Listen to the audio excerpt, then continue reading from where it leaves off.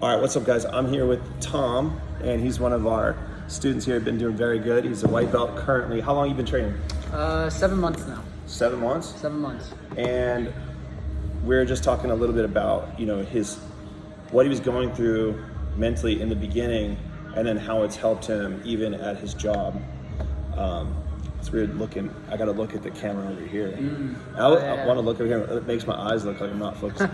But anyways, go ahead. So what were you saying about how it helps you at work? And So yeah, I think, when I first started jiu-jitsu, it was always a little I always felt like I was the worst person.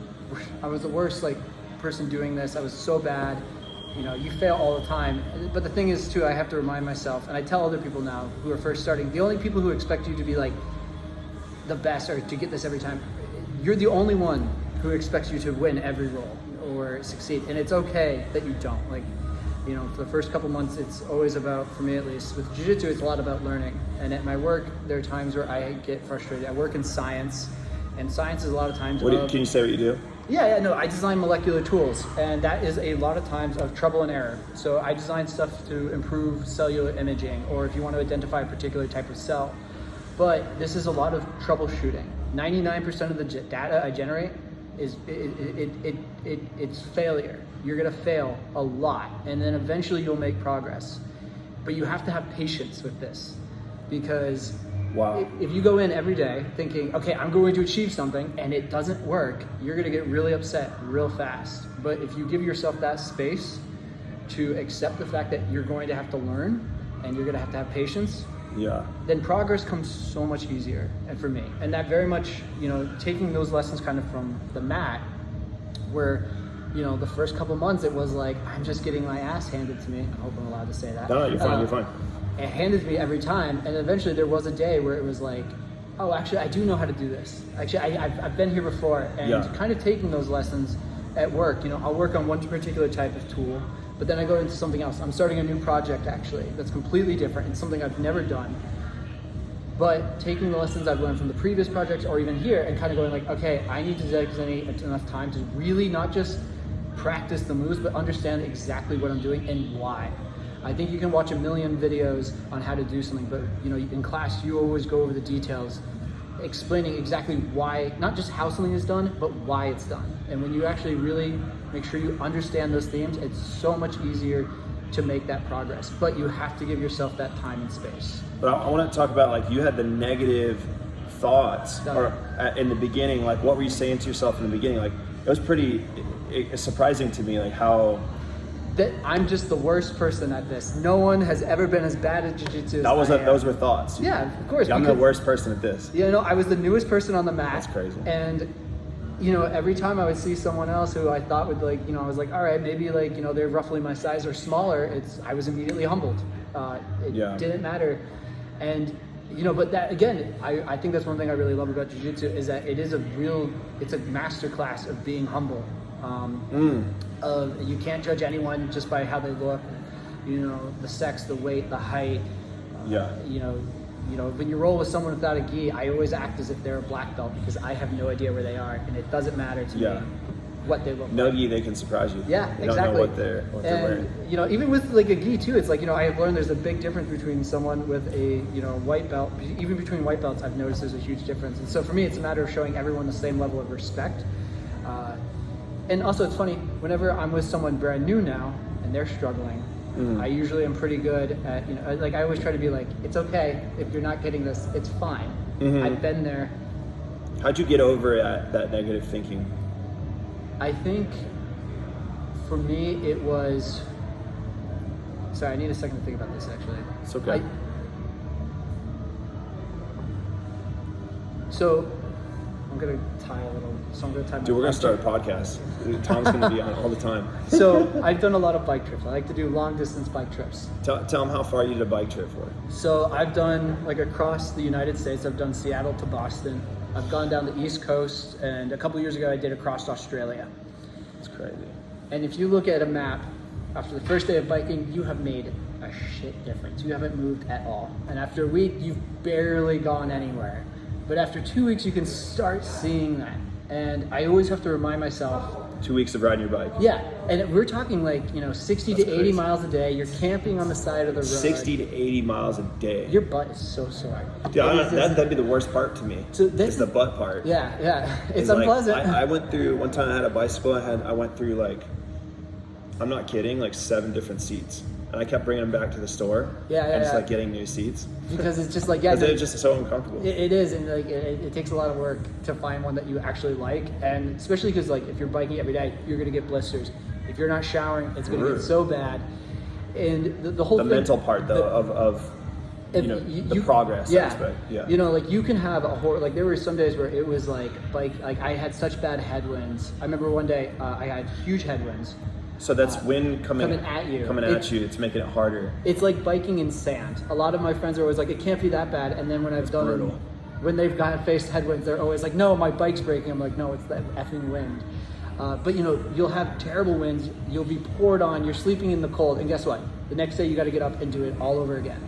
And the week after that, and the month after that. Are you committed to doing it every day, or can you not go that day and you kind of camp out, or like if anything, you need those rest days. You need those moments, and a lot of times it's actually less of a physical rest than like a mental one, because you wake up and it's like 6 a.m. and if you're gonna sleep in, well, it's gonna make it harder because now you have to, now you have less daylight. It's gonna be hotter. It's the daylight. Yeah, it's a lot of things, Wow. You wake up, like, so now I'm always kind of grateful for the fact that like, I can have a really rough day, whether it be here at the gym or at work, and it's like I still get to go home and sleep in a bed. That is awesome. When I'm on a bike trip, it's like, oh, I get to sleep behind sheets tonight. How great is that? Yeah. But the point being in this is that that experience in itself has taught me that like when I look at those maps, like like 2 or 3 days in, I'm like, I haven't made any progress. And again, you can translate that very easily over to jiu-jitsu, where you're like, I've gone to a couple classes, I've gone into a couple weeks.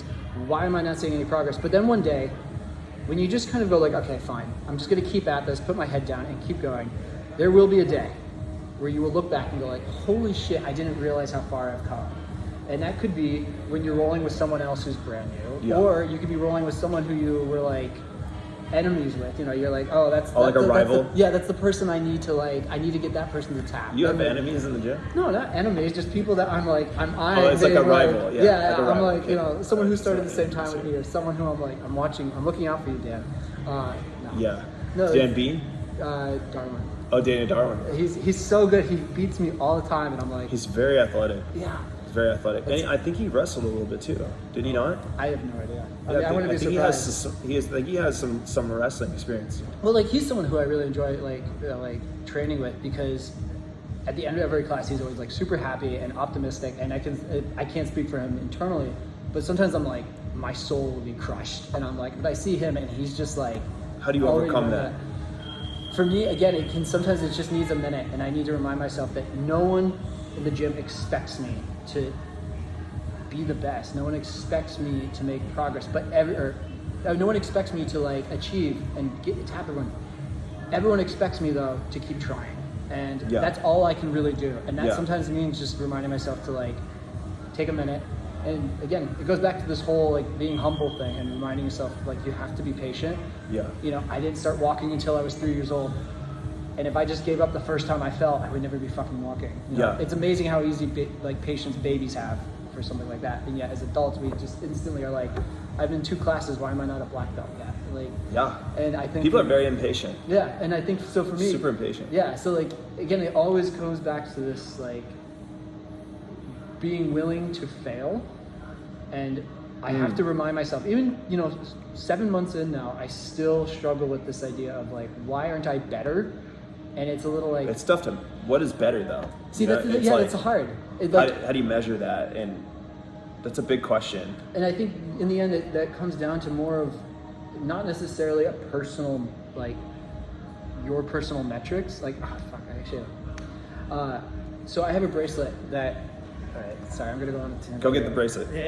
Yeah, so while he's getting the bracelet, just measuring your progress can be tricky when you're measuring it against someone else's progress, especially you start at similar times, because your growth trajectory could be going at a similar rate, and so when you look at it relative to them, it doesn't look like much movement. But when you look at it relative to your beginning position, you know, there's a massive amount of growth. But when you have that rival and you're like, oh, they're besting me today, it can be frustrating because you feel like you're not getting better, but you actually are. Yeah, no, exactly. And to kind of remind me, like, I have a bracelet that, I don't know if you can read it, but it says, what are the metrics? The story behind this is actually, like, I don't know if it What's on the inside?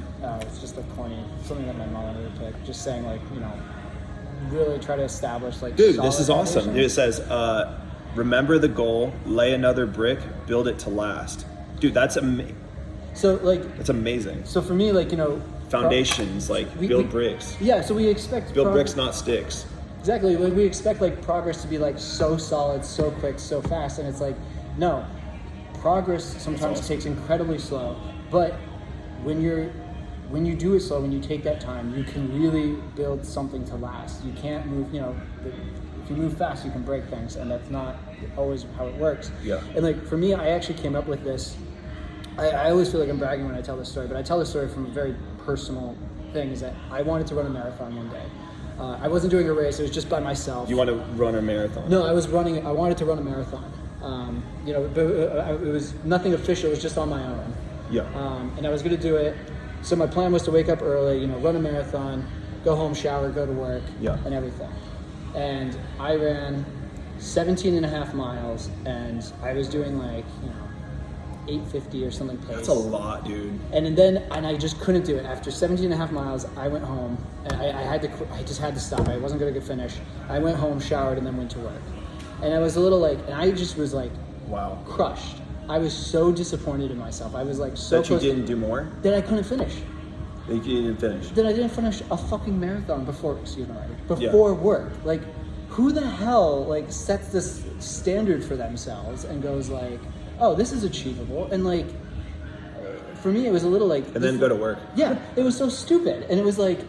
And I felt like I failed because I never did the marathon. And it was like, well, wait a minute here. Like, what are you judging failure by? I think most people would say, like, if you ran 17 miles, period, then you've done something great. If you did 3 miles, if you just went out and did a run, it doesn't matter. You have to define what are your metrics for success. And I defined it in my opinion, a very stupid way. I looked at something and said, oh, this is ridiculous. Who would ever run a marathon before work? I'm going to be that one who does it. And when I didn't do it, I felt like I failed. But you can do it, right? Yeah, I've done it. You've done it. I've done it later. You did it later. I did it later. But the thing is that it wasn't like the following week. I was literally like, okay, I really want to do this. But again, it goes back to, you need that patience, and I needed to kind of build up to that. So I went back and I just started practicing. I did longer runs, but I never did the whole marathon. I wasn't, like, I properly trained for it. And then one day I finally was able to do it.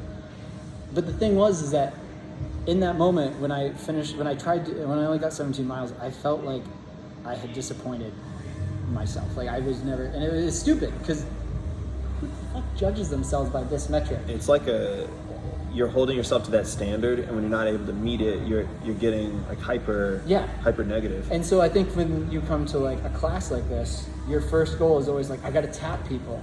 Well, guess what? Your first couple classes, you're probably not going to tap people, but you're setting yourself up for that. And once I kind of got over this, like, whether you want to call it the pride or this goal, and once I readjusted that thinking to being, like, accepting the fact that I'm going to lose, and appreciating the fact that even when I lose, I can still learn. You still win. I walk, you know, that's one of the reasons, like, I can go through a lot of roles now, and I can lose every single one, and I still feel like, you know, I feel like Dan. I can kind of be at the end of the class and be like, all right, you know, this is great. I learned something, I'm happy with that. And so for me, I kind of, the metrics I have now are that I show up, that I give myself that patience to fail, and then all I really ask of myself is to learn. Yeah. And if I've done that, it doesn't necessarily matter if I've tapped someone or on the... Yeah, I think it's amazing. What I've always done is, if I, like, especially white belt, blue belt, is if I've lost, I always went back to just the fascination with jiu-jitsu and the mechanics and the engineering aspect of, and the anatomy and the simple physics. And I guess I'm just a nerd, because whenever I lost, I went there mentally. I was like, this is amazing. Like, why? Okay, what were they able to do to me that allowed them to do this. How am I getting twisted up with my spine? I'm getting pinned down. I can't move. I can't escape. They're denying me certain escapes that I usually do. See, buddy? And so I kind of feel like I was always just went fascinated. You can go frustrated right away. You can go frustrated and you start talking to yourself saying like, I suck, man, this sucks. I'm in an uncomfortable position. This is uncomfortable. Yeah. I don't want to be here. And that's like with the bike trip. It's cold. You're getting rained on. You're tired, and your ass hurts. And this is uncomfortable. I want it to be over. I think certain people that are successful can tap into a certain level of like adapting with your thoughts. You know, where I would be rolling with my coach, and my coach is twisting my spine. I know this sounds terrible, but like just putting my head one direction, my legs the other direction, to where the kinetic chain of your body is the amount of power that you're able to use is reduced because your body's not in a kinetic chain. You know, it's just not aligned. So your head's looking one way and your knees are pointing the other way. And I was just so fascinated. I was like, he's got me completely stuck and pinned here, and I can't move. And I'm like, this is awesome. I want to learn this. Every single time it was all about like, I'm recording it in my mind. Like I hit the red button in my mind. And while they're doing it to me, I'm like trying to pay attention to what it is they're doing. And I'm not negative. The only thing is I'm like, like a little bit like, this sucks, you know, it's uncomfortable, but I'm really just, wow, this is cool. I think, you know, on the back end of it, I'm like, wow, this is cool. I think for me, like the strongest tool I will ever have, whether it be bike trip or jiu-jitsu, is welcoming that, not necessarily the pain, but welcoming the challenge. I think we often try to avoid things that are hard in personal life or in anything. And I think when you kind of get over that and you accept the fact that like this is going to be hard, you can really appreciate, like I appreciate like, you know, a lot of the moves you described. Like, you know, it's like, oh, I can look at something like that and be like, that is incredible. I want to be able to do that. But then acknowledging the fact that it's going to take a lot of work for me to get to that point. And it's going to be more about patience than just brute force.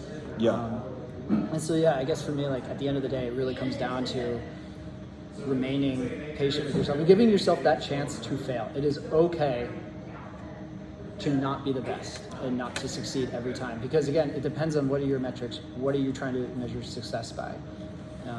What do you think, just for some people that we're doing a video, what do you think for some people that are just maybe hesitant to try something like jiu-jitsu, maybe what would be your advice to them if they're hesitating about getting into it?